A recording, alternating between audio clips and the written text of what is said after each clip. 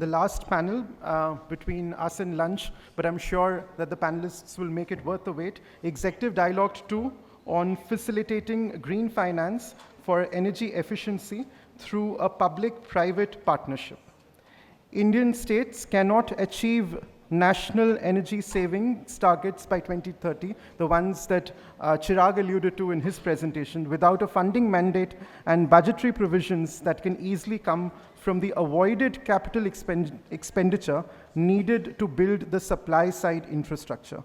This dialogue's deliberations will discuss successful business models in the energy efficiency ecosystem that can aid in the recovery of these investments. Session Chair, Mr. Sanjeev Agarwal, Partner, Energy Infrastructure with Actis. Sanjeev is responsible for Actis's energy investments in Asia, including setting up 2 leading Indian renewable energy businesses, that is Ostro Energy and Spring Energy. Prior to Actis, Sanjeev worked in Citigroup and ANZ Investment Bank, where he was extensively involved with stakeholders from the Indian energy sector, oil and gas, and urban infrastructure. His panelists, Mr. Vishal Kapoor, Chief Executive Officer, Energy Efficiency Services Limited, ESL. At ESL, Mr. Vishal Kapoor oversees programs and initiatives to enhance India's energy transition and conservation efforts. Before ESL, Mr. Kapoor was the Joint Secretary at the Ministry of Power and Director at the Research, Designs and Standards Organization under the Ministry of Railways. Mr. Upendra Bhatt, co-founder, yes. Sir, can you please come up?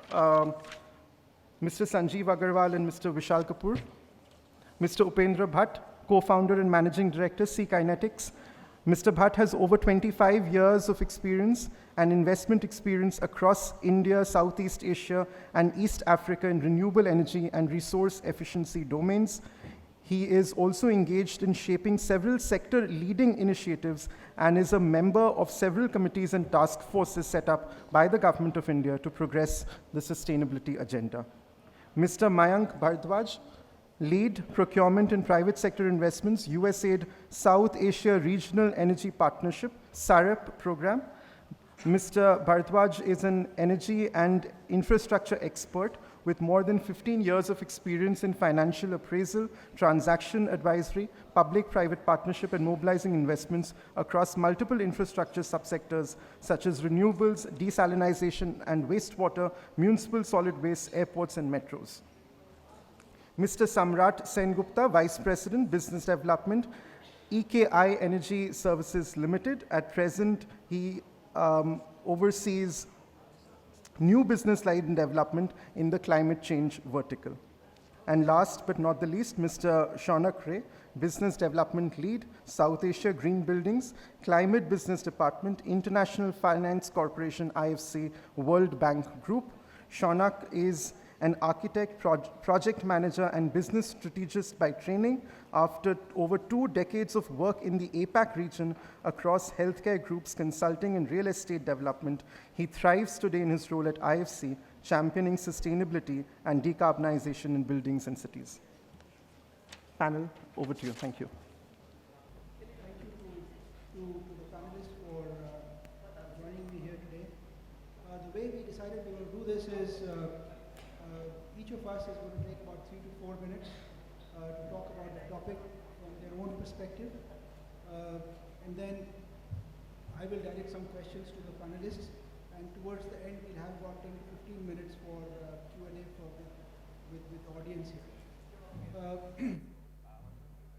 So let me start off by trying to give to you a background of how I'm looking at this topic. Look, my training is as an investor. I work for Actis, which is one of the largest foreign investors in Indian renewables. And when Satish spoke to me about chairing the session, the thought in my mind was that how do we bring the experience that we have of investing in the renewable sector into energy efficiency. Satish and I, we've looked at this over the last 14, 15 years, And each of us on this panel have been involved in energy efficiency in many debates and discussions. And we're all familiar with what the issues and challenges of private investments in energy efficiency is. The objective today is to move away from those challenges and really talk about solutions. What can be done? What are the little concrete steps that can be done for us to be able to attract private capital into this sector? So when I started investing in Indian renewables way back in 2010-11, the renewable sector wasn't as glamorous as it appears to us today, right? It was extremely tough to attract private capital into the sector. And what were the key reasons for that? There were two key reasons. One, there were maybe more than two key reasons, but the most important reason was that the flow of projects coming from the states at that point in time was very sketchy. We didn't know whether we'll be able to build up a scale business in Indian renewables or not. I remember way back in 2012, there was an auction of about 300 megawatts of solar projects. And at that time we thought that, look, this is perhaps the end of the visible pipeline to us. Now we have a situation, we have about 10,000 megawatts of auction happening every year, right? So a steady flow of projects creates its own demand for capital from the private sector. The second key issue was that, are there strong management teams for us to back, right? And at that point in time, we were again worried about that. But over the last 14 years, we find that the entrepreneurial skill set of Indian businessmen is such that we don't have a problem putting that all together. A key change which has happened since 2017 onwards is that the central government took an initiative to insert counterparties like SECI, the Solar Energy Corporation of India, and NTPC between the bidders and the state discoms. And that again provided a strong degree of fillip to the entire green energy revolution when it comes to the renewable side. You know, when we look at new initiatives like smart meters, suddenly we find that there is a huge amount of interest from private investment to get into smart meters. Why is that? Again, because it meets the twin criteria I just described. We got a strong pipeline, and we got a investment structure that kind of makes sense. We got the central government coming in with a certain amount of assured subsidy. We got domestic lending which is available for that. And once you have these things in place, private capital just wants to come and invest. And the last example before I hand it over is, again, look at the CNI sector in India, which is a renewable energy supply to commercial and industrial consumers. Right? Again, it's a huge segment that is developed. And while one can argue that there is standardization in terms of the product that is being sold, the fact is that because there is an assured supply of projects, there are very successful companies which have now established themselves in that space. So I'm quite sure that if certain steps are taken, we will be able to move to a similar kind of interest in the energy efficiency space as well. So with that, let me hand it over to you, Vishal, for you to talk about what are the key areas that you think ESL can, what initiatives ESL can take to, for us to put together projects that can attract private capital. Thank you, Sanjeev. I'm a new entrant into the energy efficiency space in terms of implementation, but I have some background from the Ministry of Power. Energy efficiency, number one, is not that salient. So a lot of parallels are drawn between renewables as well as energy efficiency. Green finance flows, we all know, there was a report by CPR which said that green finance flows are less than 25% of what they should be if we have to meet. And then if you actually disaggregate it, probably most of the flows are, whatever they are getting into the green space, not into the energy efficiency space, because energy efficiency is not that salient. It's disaggregated, it's spread out, it's all over, and you cannot see energy efficiency very clearly. Like what you can see a renewable, a big solar plant or a big offshore wind plant. So the challenges lie there. The other thing is that public investments also, if we are looking at a pipeline of 8 lakh crore over the next 8 years or 7, 8 years into energy efficiency, everything cannot come through the public investments. Let's say ESL is a major player so far in terms of, we have plugged all the low-hanging fruits, which have predominantly been in the public sector space, municipalities, in terms of street lighting, or probably discoms in terms of LED bulbs. We also germinated smart meters as a concept, which can be done at scale. But if you go ahead and see this whole pipeline of 8 lakh crores, I think the best bang for the buck in terms of reduction in MTOE equivalents will come from 2 sectors, that is domestic, number 2, industry more. So this has to be the focus that we are looking at very closely. Now, the problem is that there is a lot of money available, green finance is available. There are a lot of people who want finance, but somehow there is a lot of friction in this whole scheme of things. What, for a lack of a better word, what we imagine ESL to be going ahead as the way forward is by being a proverbial laxative for ensuring the capital flows from where the funds are available, and to those funds are required. Setting up a pipeline of projects, setting up entities, a pipeline of entities that can avail finance, do some basic screening at our level, see the projects, look at how impactful those projects are, and create a pipeline of ESCOs which can deliver those projects. We can also leverage our procurements, large-scale procurements, demand aggregation, to reduce the costs of the project and improve the viability of the project. So this is what I will stop at this stage, and yeah. Thank you, Vishal. Upendra? Sure. No, thank you, Sanjeev, for setting us off on the facet of, how do we create this into not just an enabled market, but a very vibrant market. And I think you covered it well by saying we need to have the building blocks. But what are the building blocks as I see it, wearing my investor hat? I think one is the fact that you would need to move this discourse away from being an implicit resource to an explicit resource, right? Because if you want to compete with an alternate sector, let's say renewables, etc., you need to have a ring-fenced explicit resource for bulk of it. It's not that necessarily. The second part of it is, what are the drivers for the end users? So we need to demystify this number. There are already good, significant work done in this place. EESL is very well placed to kind of not just demystify, but also put it down at a subsectoral and geographic level, right? Because that will make it real, particularly in the mid-size segment and below. Because when you start going to commercial and industrial, where bulk of this is going to come from beyond the public sector side, you would need to demystify to kind of, because what are you going to structure the demand is critical, because in absence of that, there's a lot of talk, but not much. And there are some pilots which have been attempted, but they have been more at a programmatic level. We need to perhaps move that. The third bit, in my view, on all of this is going to be what kind of risk absorption the service providers can undertake.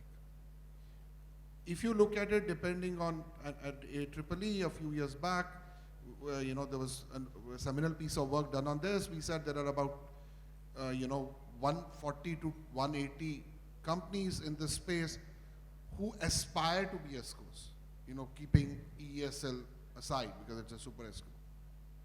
And you have another 200 plus large equipment, mid and large equipment majors who aspirationally could get into this because people are looking at a 10-year cost of ownership structures, etc. with this transition. I think there are 3 big changes which have happened in the last 3 years, which gives me hope, even as an investor, to go more deeply into this. One, we are seeing resource optimization become central to all conversations. Number two, I see IP-led engineering emerge as a differentiator in the mid-sized ESCOs who are attempting to kind of go there, partly underpinned by digital innovation. The third bit is still work in play, but that is the servitization models. You know, so if you look at it, I think for the first time we are seeing steam as a service in this country. It's been a model in Vietnam for maybe 2 decades, right? Now, this is making it explicit. This is making it easier even for an investor to understand what is the revenue cash flow that you are, what is the contractual mechanism to securitize that. I think so if one can start building on this, packaging it, we have a significant opportunity over the next 5 years to not just translate this 150 odd companies which are exploring bits and pieces of this value chain, but maybe a multiplier by 3 to 5. Thank you very much, Prendra. Shana, can I turn to you, please, for your comments? Thanks, Sanjeev. It's great to be here. Thank you, AE, for inviting us to this. We represent IFC, the World Bank Group. We are the largest financial player in the development sector.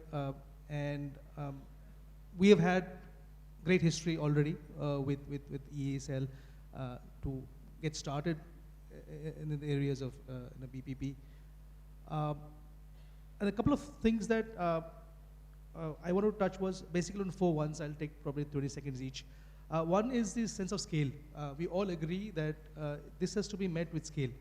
Like we had seen in case of LED, it has happened. I think with scale, we'll be able to figure out how the other delivery is going to happen, how the financing is going to happen, and then the benefits of the scale, returns of the scale, is probably going to get all the collaborators into the discussion table, which brings to the second point, which is urgency. Most of us in this room have been working in this sector for almost well over 2 decades. I think the difference that we see now is a sense of urgency, both in various stakeholders, with the government, with the private sector, and even a lot of our boardrooms are talking about ESG and so on and so forth. So there's a palpable sense of people trying to achieve these numbers. And there is definitely a political will to find solutions, which is, I think, going to bring us all together. This brings to the next point, is regulations. It's very important for us to sort of nudge the right people in the right seats to be able to get the regulations out, to be able to support the kind of structures of the plans and the projects and the financing we're talking about. And these need to be expressed very simply, so that they're easily, the compliance is easy for these kind of things. This has happened in the past, we have seen it, but we've also seen cases where we've got enamored and there are probably very difficult codes that don't get implemented. So I think the path of is to get all this together. And the last bit, of course, is something that is all encompassing, that is the data. We need to do decarbonize, we need the carbon data. So there needs to be certification methods for us to be able to capture the data across the industries, to be able to figure out, because every investing agency will need data to figure out how much development impact is going to come out of the investment that will come forth. There are solutions across, but the kind of mountain, the kind of Mount Everest of decarbonization that we're looking at will need this to be implemented at a huge scale. So those are the 4 points, everything comes on from there. Thank you. Thank you very much, Shana. Samrat? Thank you. I come from environmental derivative market. That can be some level of cushion in in deciding the marginal cost of abatement, particularly on energy efficiency, which was not very lucrative earlier, because energy efficiency discourse in this world is much older than the carbon or environment debate. But somehow, at that time, initially, the marginal cost of abatement was not internalized, some cost of environment into that. But with this carbon market, with the environmental derivative market, recently budget has announced some new credit schemes also. That will help definitely this sector to capitalize more towards it. Also, when we have discussed in the morning that the infrastructure requirement this country needed by mid of this century, we have still 75% need to be built on. So packaging on as the implicit part of that, addressing that infrastructure development, energy efficiency should be built in the technology intervention, may get a better revenue stream. Also, in terms of scalability, this sector has inherent problem because the amount of credit that it generates from various actions compared to vis-a-vis renewable and other technological interventions, even industrial interventions like HFC 23 or N2O is meager. That's create a high transaction cost on energy efficiency credit. So a program level approach, because till now we have seen a carbon market which is mostly on project level, but with the Paris Agreement, with the new process in place, particularly on 6.2, we have a program level activity and subverging trade possibilities, which may address both the baseline data informations, the other transaction cost that has to be bear to develop that credit, something which is tangible, which is measurable, and which is sellable in a much more economical way. Thank you. Thank you very much, Samrat. Mayank? Yeah, thanks for having me, AEEE.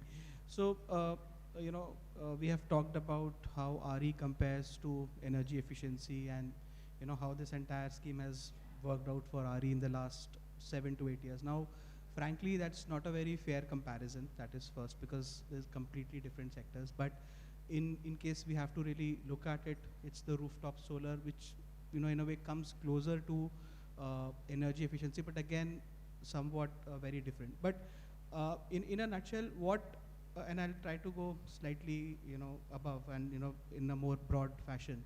What has really helped the different sectors to come up with private investments has been the program. So whether you're talking about rooftop, whether you're talking about a SECI, whether you're talking about a smart meter, whether you're talking about Kusum, for example, whenever a dedicated program has come out with certain objectives, with certain investments, with certain grants, it has produced results. And I think ESL, sir is there, I don't need to say, but and they have done it in the past. They have done it for street lighting. They in fact did it for Kusum when they actually went in for a price discovery. They have done it for the Grand Challenge. And every time you see this aggregation happening, it really scales it up in a fashion wherein investors have come in. And also it has to be backed up by payment security. So Sanjeev, you mentioned about the smart meter program. It's 25 crore program, and right now in the last 18 months or so, about 20-25% has already been bid out. And we're talking about 5 to 6 crore meters already under works. If you're talking about a Grand Challenge, 50,000 buses. Now, almost about 10 to 12,000 buses are already being tendered out or in the pipelines.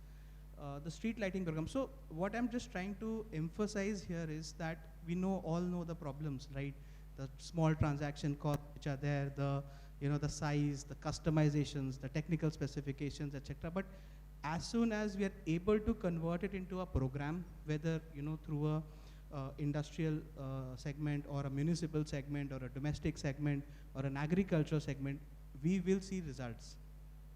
Kusum, for example, it was primarily working on a price discovery model, but as soon as it started to move towards other agri subsidies and all, there are results to be seen.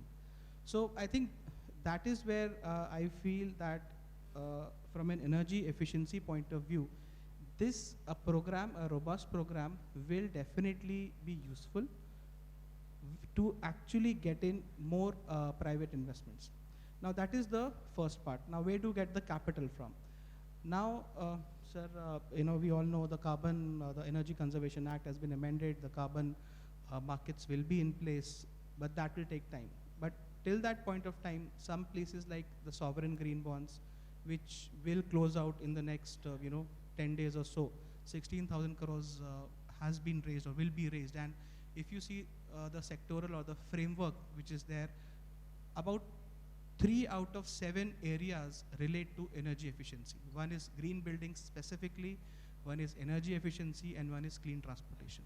So that is possibly one or two, some of the sources of capital from where this can be supported for the next 2 years or so.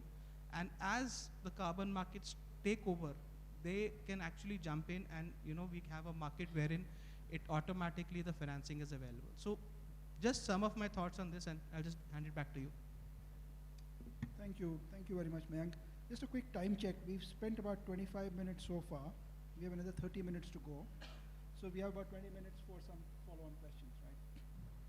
So Vishal, all, if not all, quite a few roads seem to be leading to your doorstep, right? So tell us a bit more about what are the kind of aggregation programs that ESL is considering, right? Either the state side or central side or whatever. Okay, so on the aggregation front, the real challenge lies in standardization of contracts and standardized offerings, because there are a large number of things out there which can be done, but because of the this non-standardization approach, it may not be possible to aggregate. On the government side of things, municipalities, more or less, they are all, the fruits have been, they have been plucked already. Discoms, again, retail sales, it's more or less done. Now the market of bulbs is already mature. But the real thing lies in bundling products across institutions, such as bundling products like rooftop solar on one part, and air conditioners, complete chillers. All these kind of things can be bundled together. Electric vehicles, electric chargers.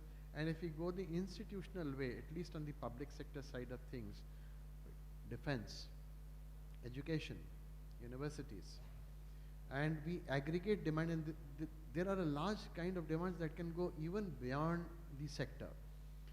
Similarly, let's say if we target the industrial sector, if the demand is aggregated and everything comes on a single dashboard, even that particular department or the ministry, they can show exactly as to how much in that particular sector the efforts have been, and there are various ways of doing it. So chillers is one. I said appliances, very, very important. Cooling demand is going on, accumulating especially in bigger cities. If we are planning that super efficient ACs, 20-25% more efficient, ahead of the curve of B 5-star rating, if we can sell it at a price lower than a conventional 5-star AC, that's a huge, huge, huge demand. We are going to go ahead in a big way. On retail side, on institutional side, combine all the demand and do such the kind of things. The bigger part, what I am also looking at from the ESL, the new ways by which, so we have our own investments, we can do that. But 8 lakh crore market needs to be created, which we cannot do it through our own investments. Nobody can do it. There's a talk of lot of ESCOs, 150 ESCOs, mid-size, smaller size. We want to partner with them because they and try and do the super ESCO role in the real scheme of things. Partner with them, enable them to do the contract, at least on the service side, and on the procurement side, we can procure on scale, reduce the prices, tie up with the with so many funds that are already available, provide a de-risking of projects by standing alongside each of these partners and facilitate the whole capital flow and germinate a market. If you have seen ESL's history, ESL has always entered into a market, created it, transformed it, and then it has moved out. Whether you talk about LED bulbs, we did it 4 years, 5 years, we are out. Then we went into the street lighting. Most of it is done, 60–70% still of Indian roads is lit up by ESL lights today. But as we go forward, we understand that a similar amount of potential, what we have already done, already exists. But we also know that the market has developed. There are private players who have come in. So we are going to move into these new and fresher domains. Without a mixed way, doing our own investments, plus trying to facilitate investments without taking a balance sheet exposure. And smart metering, which was talked about, is a very good example today, because smart meters as an industry is around 3,000 crores, which is now doing a 1,50,000 crore business. Somebody has to see how can this small industry, if they can do 1,50,000 crores, and funds are not a constraint today, and it is getting rolled out. Some lessons have to be taken from there. But on the other side also, I would say one thing. Demand aggregation is a very good tool, but because it achieves economies of scale, we also have to be very, because not every component is or every product or any service offering is not the same. There are diseconomies of scale also which become salient in certain products.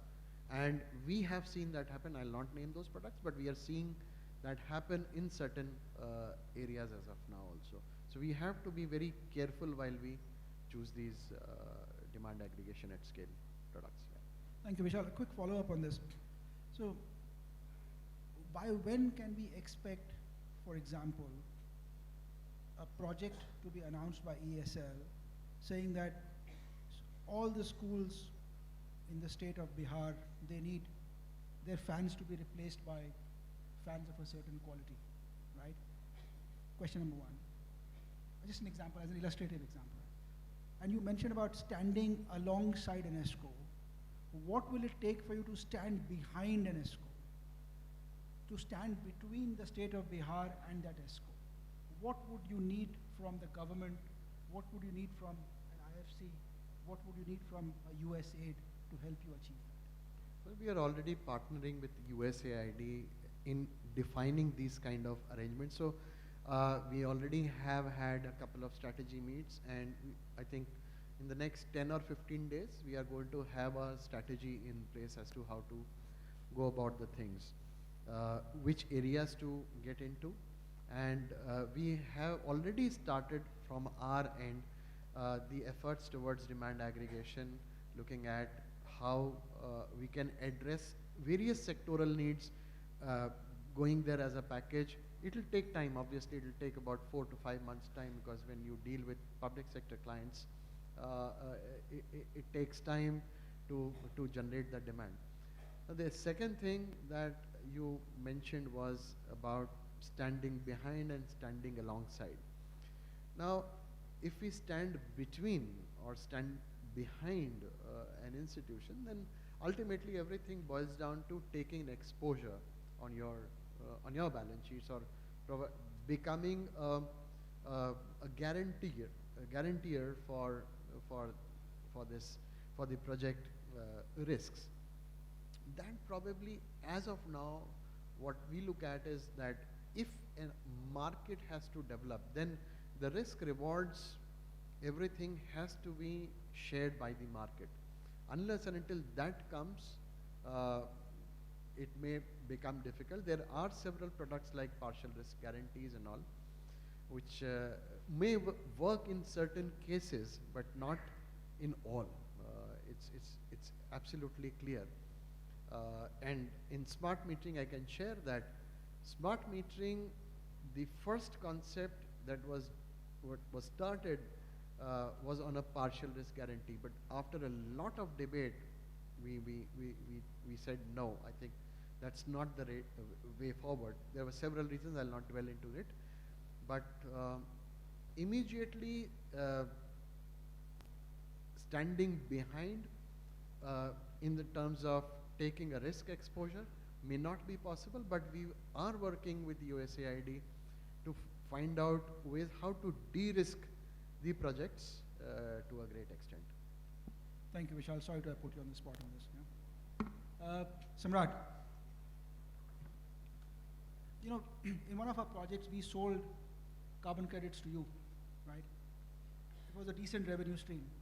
How do we make sure that a small project being done by an ESCO is able to create a stream of cash flows from carbon credits that can be generated through the energy efficiency program? What are the learnings, for example, from markets like China, where energy efficiency has been a big sector for a long time? The problem with the carbon market, because it's still at its nascent stage, from 2005, the initial market been developed, later on it gone to slums, then again last almost 5 years it is on the rise. But most of it is project specific, and the transaction cost in the present system doesn't really depends on the size of the project. So you can understand if the size goes down, the per capita transaction cost of the credit development becomes too high, and it is purely unviable that your carbon revenue will not even justify the transaction cost. So there are, in the present system, there are possibilities of bundling, similar technology type, several such initiative can be bundled together, though it may be at different ownership level, but there is a huge possibility now coming on under Article 6.2 of Paris Agreement to make it a program level activity through sovereign support, where because one very problematic aspects in carbon market, what is the baseline? We don't have a data repository to say that smart meter, before smart meter intervention and after that, because it is not a technology savings you are doing, it is a IoT based management savings into the process of load management. So I have tried recent years with smart meters to get through into the carbon. It is very difficult because we don't have the past data to justify what should be the baseline against which it will be work. And there is no, the market system is such like that they only accept government approved or very reputed institutional approved research paper based data. So there is a program level initiative it can be done, and government can do a sectoral study. So which government agency would be responsible for this program level thing? Will it be a government agency, or will it like in power sector, when initially in the renewable phase, we have faced the same kind of problem. Yeah. Central Electricity Authority came in, decided that every 6 months they will be publishing their baseline data. Right. What is the present grid power emission?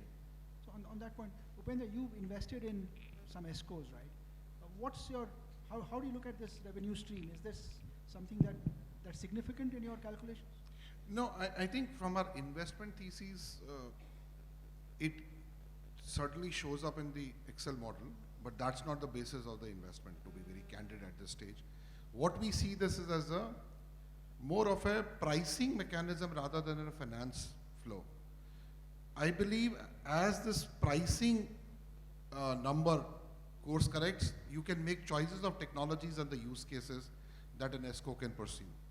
That is how we are currently looking at it. Building of that, if I really look at the broader investment thesis we follow, we invest in two forms. We have an equity outlook for early stage, and then we have a debt arm, which does subscale project financing, since we've been talking about aggregations and transaction costs.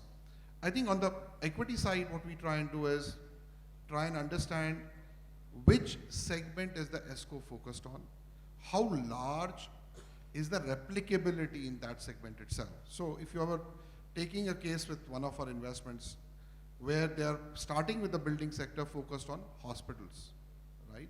So if the mid-size hospital segment has, let's say, 50 plus chains in the country or 100 plus chains in the country, you then know that this is a pathway forward for doing that.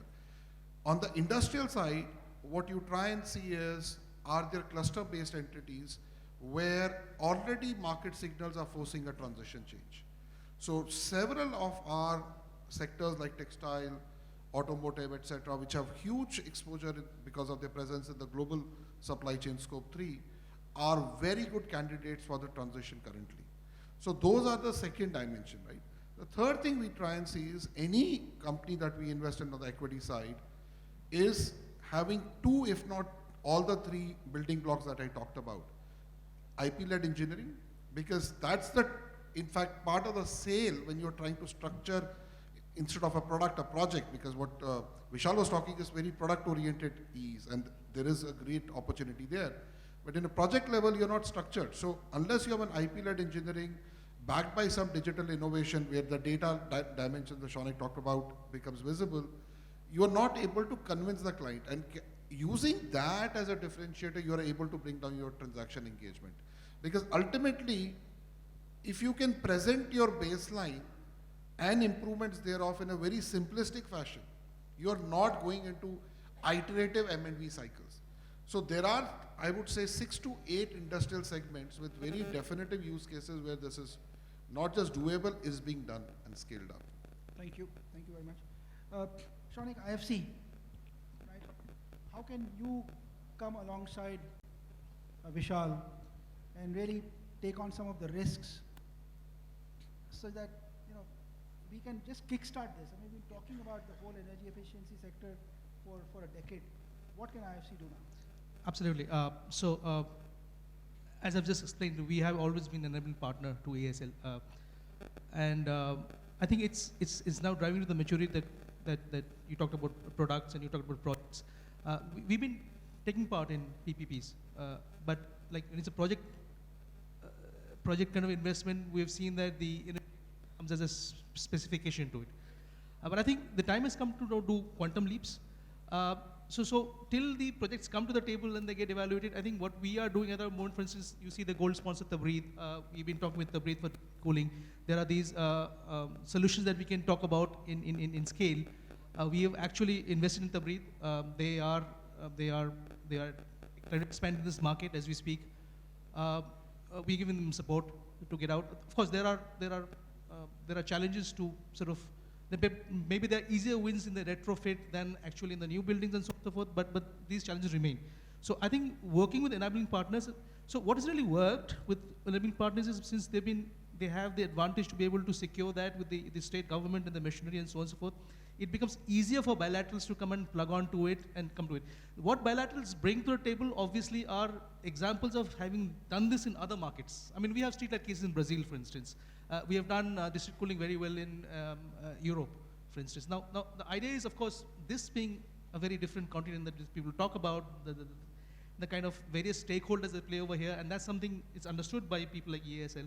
I think we will, and we obviously will come together to do this. But till then, you will see us supporting in various ways things like the Breathe, district cooling, other solutions. We have, in the building sector, we have our own certification system. Like as a financial institution, what are we doing in certification? We are doing it because we found the compliance is very difficult. People are greenwashing, so we have to get that in. We are probably doing it the fastest and the easiest way. We are growing the fastest because we talk about carbon. So these, you will see us investing in little small parts in this so that it helps eventually in the upstream side of things, so that when officers sit to actually do these kind of deals and transactions, and they already have the data, they have the private sector entities who are queued on to work the way that helps best the project and the invested entities to come and evaluate this data and figure out a position in terms of risk management for it. Thank you. Mayank, you working with MNRE and Ministry of Power, what's the sense that you get about the support that the government is keen to provide to this sector, right? Beyond, I mean, in terms of concrete things, you spoke about a program, right? I mean, how far is a program, when can we see a program being launched on this? Right. So I think MOP, which is the agency for this. So I don't think there is any dearth of support from their end. Like there is either through the policy now, the ambitious, the 45% NDC targets which are there, the green bonds, which have been launched. You specifically see the policy is supporting the Conservation Act amendment. So all of them are the step in the right direction, right? At least from the government side. Now, how to implement those steps or how to take advantage or, of those initiatives, that is what a program will do. So, and, Vishalji talked about a 8 lakh crore sort of an investment in the next 7-8 years, which is required for, not even 150 million ton oil equivalent, it'll only get you about 87. So all those things, it really requires an ecosystem to be developed, which, through a cluster-based approach, through a program approach, we should be designed according to that. And ESL, in a way, has to be in the center or in the midst of all this energy efficiency initiatives that we are looking at. To answer your questions on the design, I think Vishalji already mentioned that maybe in the 15 days sort of a thing, there will be an internal strategy which should be there. And then from there, the various programs will flow. Now, it may take about, I'm not the right person to really, tell you that when a program will flow out because there are various teams involved, but in my view, it should take at least about 2 to 3 months for any program to actually roll out after the strategy has been finalized from the ESL side. And by program, I'm not saying it's not another thing which, it will have a financing tied to it. It will have a business model tied to it. It will have what is ESL's role tied to it. And it's not a one-size-fits-all approach, right? It can be, different models. So, for example, baselining, Samarat talked about baselining. There are multiple models across the world wherein baselining is extremely small and people are working on a cost-sharing model. The ESCOs are working on that. But in India, that might be slightly tricky. What baseline, how it moves up. So, is it a time to move into a model which is cooling as a service? So product, project, yes, but our service models also, so these are some of the things which a program will actually answer, right? Whether a dedicated carbon fund is required to take up all the, carbon credits, whether a dedicated fund is required or a financing is required to invest into that program. To whom do I do an MOU with? Is SBI the right agency, or is ICICI the right agency, or is international investor the right agency? So all those things will come together in that program, which will come out as a result of our association with ESL, and hopefully it should actually get in more investments, right? Thank you. Look, thank you, my panelists, for your excellent inputs. I don't know if we have time for a couple of questions. Do we? Yeah? So, one question? 2 questions. 2 questions, okay. The lady says 2 questions. Go ahead. Well, thank you. Many themes which have resonated. I don't think we have clear silver bullets here. We've talked about from the time of low cost, which is able to accelerate some amount of these investments coming in, and particularly unable to unlock the waste in the value chain from, we all know, I think there is a broad consensus, there is waste in the value chain across projects and multiple things. It's not just about buildings, but across the board. We are all trying to see how the cost of capital becomes less, the waste could be unlocked. We've gone from deemed savings model, we have tried it, and I think it's worked, but it's also burdened balance sheets apparently. I think some point in time, technology will come into play. There was a little conversation around that. The important question being, can we look at technology coming into play and helping us guarantee some sort of efficiency which then can unlock the value which pays the stakeholders in the value chain. So far, it's been either deemed or there has been a unanswered question on measurement and verification, and we are all lost on this for the last 5 years. I don't think we can answer this. The measurement and verification, no matter what we do, and investors or financiers, it's a hardwired world, right? We are all locked in Excel files on numbers. So if finance is hardwired world, we will need to have some amount of hardwired solutions also on what is the guarantee coming in from projects. So if there is some amount of an answer that you believe as investors or people who are backing this up or your investors, do you realize or do you believe that some sort of this can play itself out? And so private industry could come in and then say that, yes, we are willing to guarantee our technology or put our neck on the block for that? Would you like any specific? Anyone, I mean. I think, Chirag, as I said, I think last couple of years we have the first building blocks in that direction. You are seeing a lot of digital innovation, empowering IP-led engineering within this broader spectrum. But I think the first or the low-hanging fruit will be the servitization models. And more use cases you can define on that servitization models, better you are off.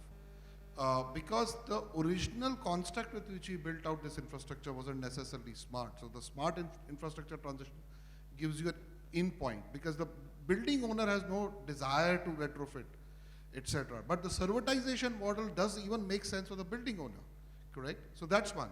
I think the second point on the technology bit, Vishal, is I think as data tools become easier to apply, the cost of transaction of those tools becomes easier to apply. The ability to address any process variations which has held back the, the implementations at scale in industry, etc., will change. The third one, which I think will be critical in this technology facet, would be how does this get backed by either energy savings insurance and/or surety models? I think that is where some of the initial work has just started in this country. And I'll also add to it, data analytics, this holds the key. The problem in M&V is that at several times, the smaller projects, which may be 50 lakh or something, the M&V cost will go beyond the cost of the project itself. So there are now instruments available, there are softwares available, which may not be able to do a complete investment grade audit, but at least we can go ahead through baby steps, and we can do that. And when the Ministry of Power did a hackathon, which was called Powerthon, we did come out with a couple of such this thing. Again, this was in association with USAID, I remember last year, and there are things available which we are now looking at. Look, I must now bring this to a close. Unfortunately, we run out of time, but please do approach the panelists over lunch. They'll be happy to answer your questions. A big thank you to all of you for being such a wonderful audience to all of us. Thank you, panelists, once again. Thank you, panelists.